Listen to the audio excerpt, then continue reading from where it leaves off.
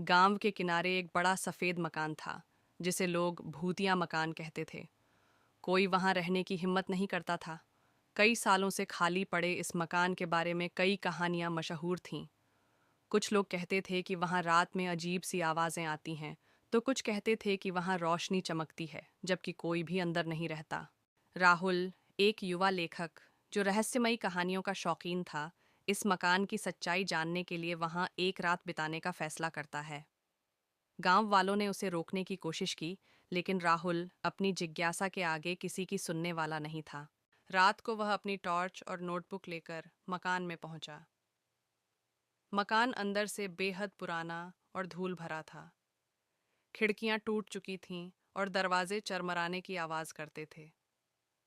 जैसे जैसे रात बढ़ी, मकान का सन्नाटा डरावना होता गया। अचानक आधी रात को राहुल को दूसरी मंजिल से किसी के चलने की आवाज सुनाई दी।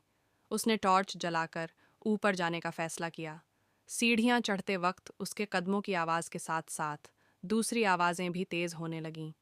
वह डरते डरते एक कमरे के पास पहुंचा, जहां से हल्की रोशनी झलक रही थी। उसने दरवाज़ा धीरे से खोला।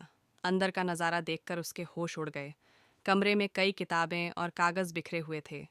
बीच में एक बूढ़ा आदमी बैठा था, जो एक लालटेन की रोशनी में कुछ लिख रहा था। राहुल ने हिम्मत जुटाकर पूछा, आप कौन हैं और यहाँ क्या कर रहे हैं? बूढ़े ने सिर उठाया और मुस्कुराते हुए कहा, मैं इस मकान का असली मालिक हूँ।